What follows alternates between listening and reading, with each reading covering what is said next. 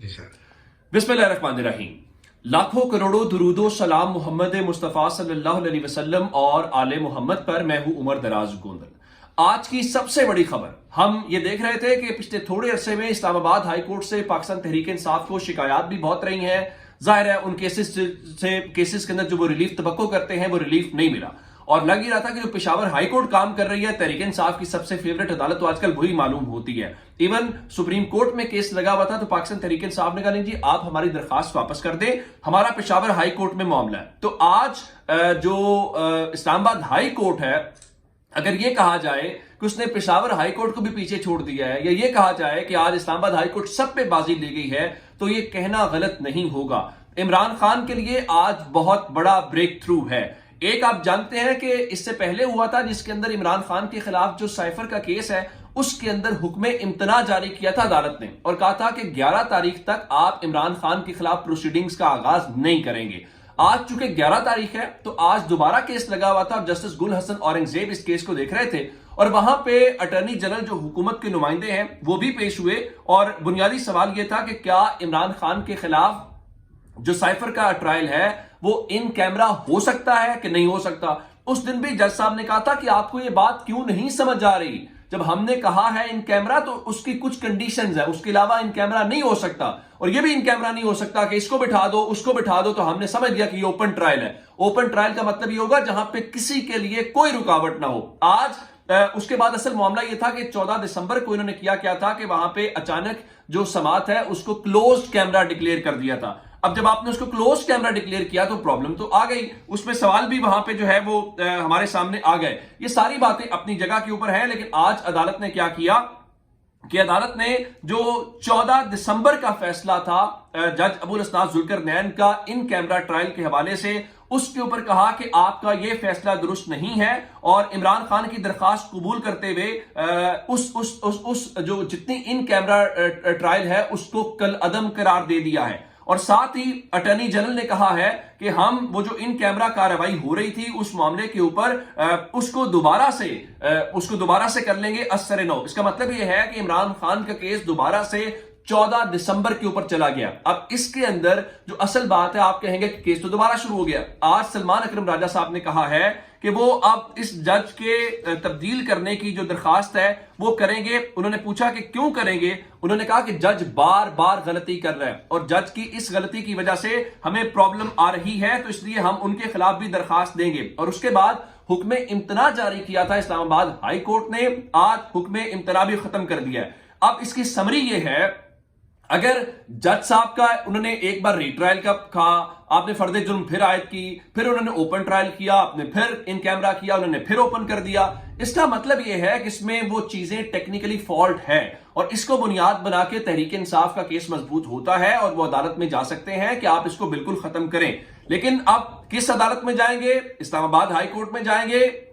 तो आज जस्टिस गुल हसन औरंगजेब की कम से कम तारीफ करनी चाहिए कि उन्होंने बार बार इस केस को टेकअप किया, स्टैंड लिया, दो टोक मौकिफ लिया कि जब तक ओपन ट्रायल नहीं करेंगे नहीं होगा, क्योंकि पहले जो ट्रायल था उसको कलअदम करार दिया और आज दोबारा से इमरान खान के हक में किया, और ये इमरान खान के केसेस को ब्रेक लगाने वाली बात। एक और बात, सुप्रीम कोर्ट में जब साइफर केस के अंदर इमरान खान को और शाह महमूद कुरैशी को जमानत मिली थी, अखलाकी तौर पर केस उस दिन खत्म हो गया था।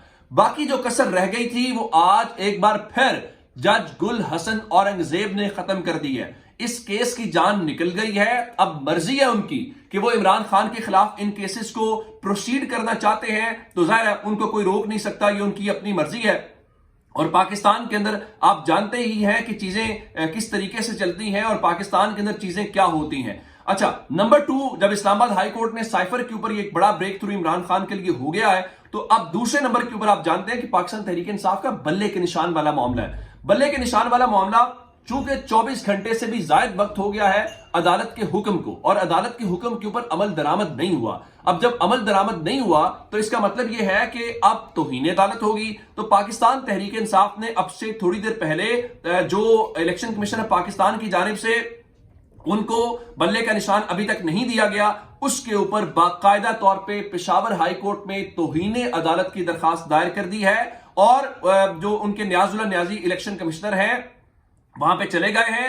उन्होंने कहा कि देखिए, अदालत ने कल हुक्म दिया था कि आप वेबसाइट के ऊपर सर्टिफिकेट जारी करें, और इलेक्शन कमीशन की वेबसाइट के ऊपर यह सर्टिफिकेट जारी नहीं हुआ, इसलिए आप फौरी तौर पे उनके खिलाफ तौहीन अदालत की दरखास्त के हवाले से कार्रवाई करें। उसकी वजह क्या है? टेक्निकली टाइम कम है।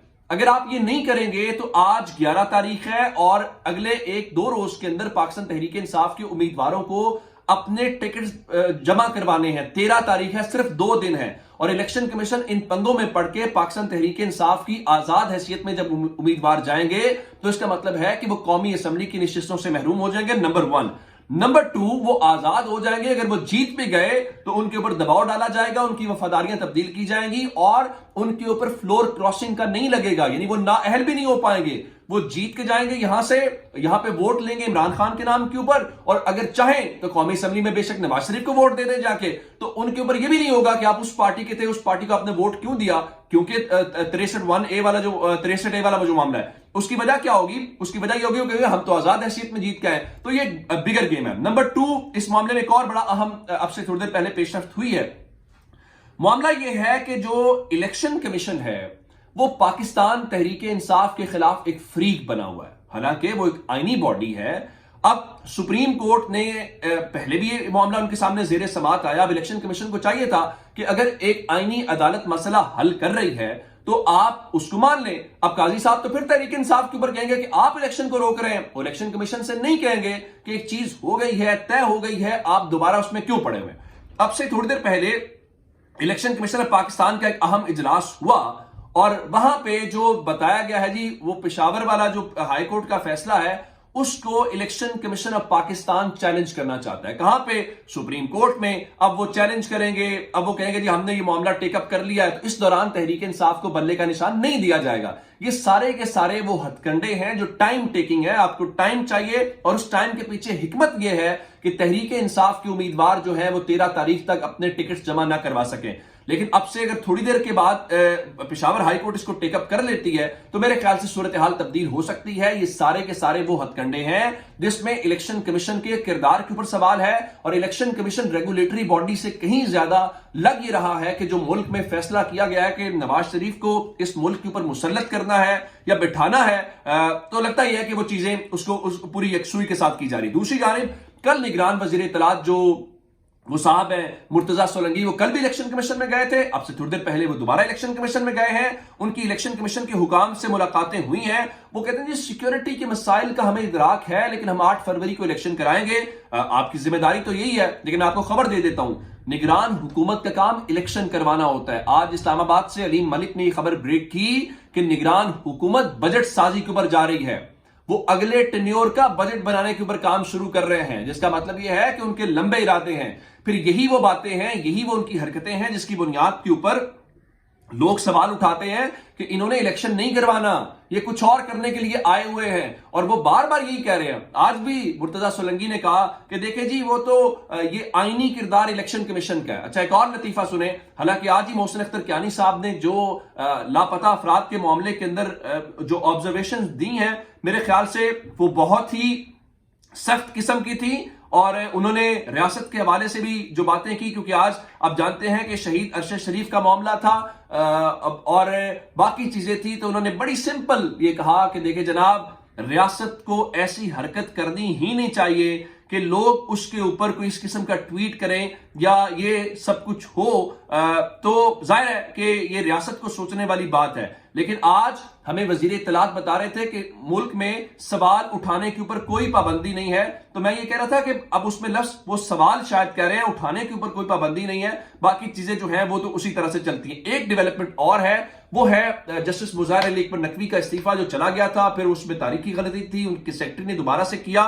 तो अब से थोड़ी देर पहले खबर यह आई है कि जो उनके हैं सदर पाकिस्तान की जानिब से जो इलामिया जारी किया गया, उनका इस्तीफा मंजूर कर लिया गया। अपना बहुत सारा ख्याल रखिएगा। खुदा हाफिज। कितना हो गया? 9:36।